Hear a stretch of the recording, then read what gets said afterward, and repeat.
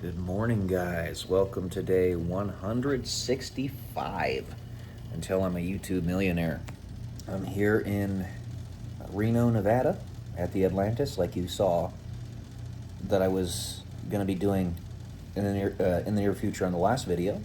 So that's where I am right now. One thing that always sucks about getting a little inebriated and having fun and maybe over consuming not just alcohol but food and stuff is that it makes you a little bit puffy.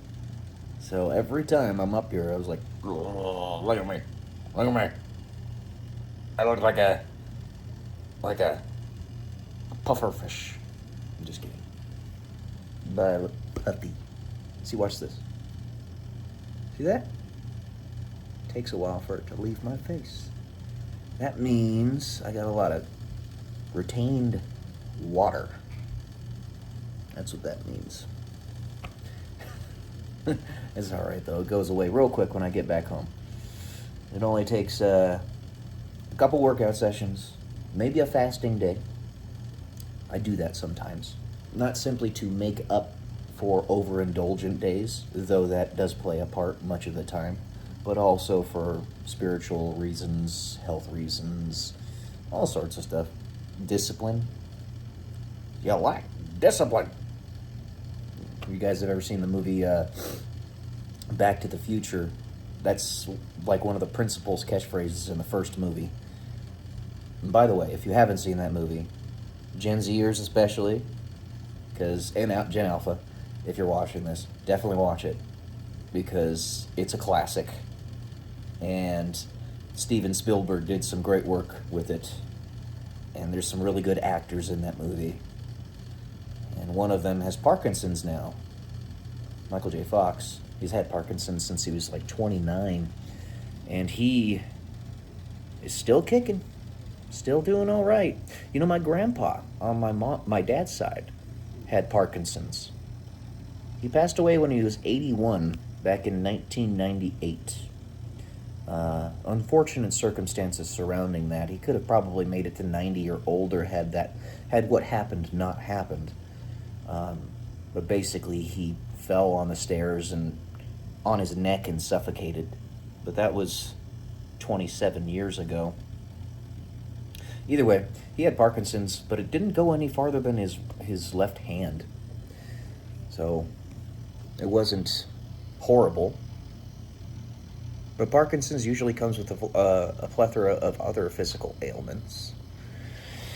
Like my dad, for example, with his vascular dementia due to his strokes, he also has some mild Alzheimer's. And Alzheimer's doesn't go away necessarily. You can stem the growth of it, the advancement of it there. If you pounce on it really quick and give him a lot of fruitful and engaging things to do in his life. One of those things is just having his family with him all the time. So I live with my parents. Saves a lot of money and I can help them tremendously.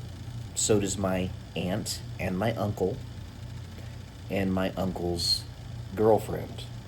And my other brother also lives in that house. Now, mind you, this is a big house that I'm talking about, so it makes it a little bit easier for us to actually manage this.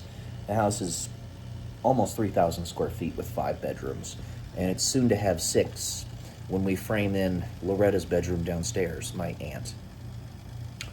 And then there's also a gym in the garage that if we wanted to, we could turn that into a bedroom. And then there's the upstairs attic that if we built stairs to easily access it, we could put 2 or 3 bedrooms up there. There's actually potential to get like 10 bedrooms in this house. And we say 2,826 square feet, but that's just what we have set up as actual living space. If we got the upstairs attic set up properly and all the other locations set up, it would be more like 3,500 to 4,000 square feet. Because that upstairs attic is gigantic. It is humongous giggity. KB homes have very pitched roofs. And it's so much wasted space. I don't know why they don't utilize it. It doesn't have to be like super spiffy or anything. Just make it like a Cape Cod home, and chop off the ends of the roof. Not like you can't access that back part unless it's just being a closet or something. And then you can make bedrooms up there. You could even plumb in a bathroom. Just make it directly over the upstairs bathroom, and it would work. I don't know why I'm talking about this right now, but it's just stuff that's been going through my mind. I'm always thinking about this because I have a real estate mind.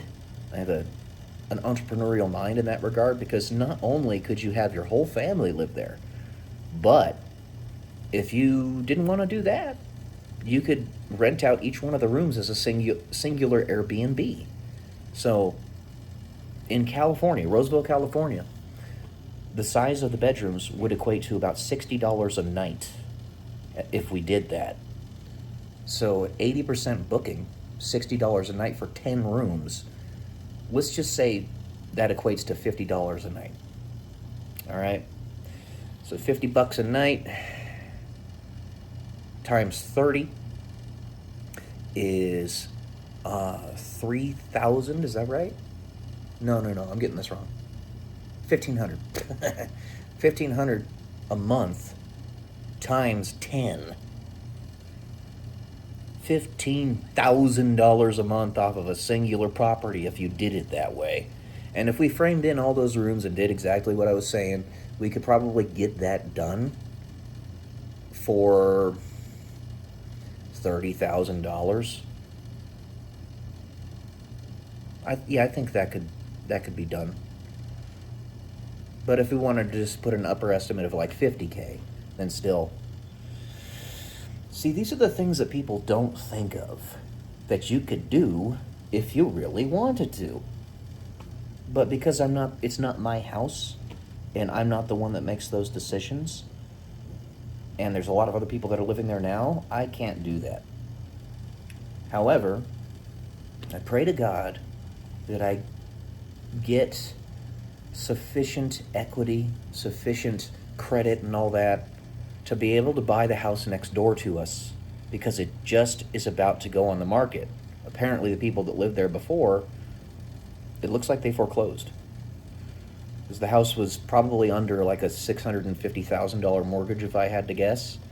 And that equates to like a $4,000 per month payment at the interest rate that they got, which is very difficult to endure for anybody. But it would be so cool if I could buy that house. I don't have the credit or the money to do it. I would need some help with it. So if any of my family members see this video, maybe we could go in together on it. Watch this video, let me know. I'd be willing to do that. There's 4 bedrooms and 2 bathrooms in that house. It's over 2,200 square feet with a nice backyard, and it's right next door to Mom and Dad. I think it'd be great. And then maybe over time we could buy the house next to it, and we could own almost the whole court and have our brood there, if you will. I've been thinking about this a lot. It could be our own little community. So, there you go, guys. That's what I got today. Love y'all. Peace.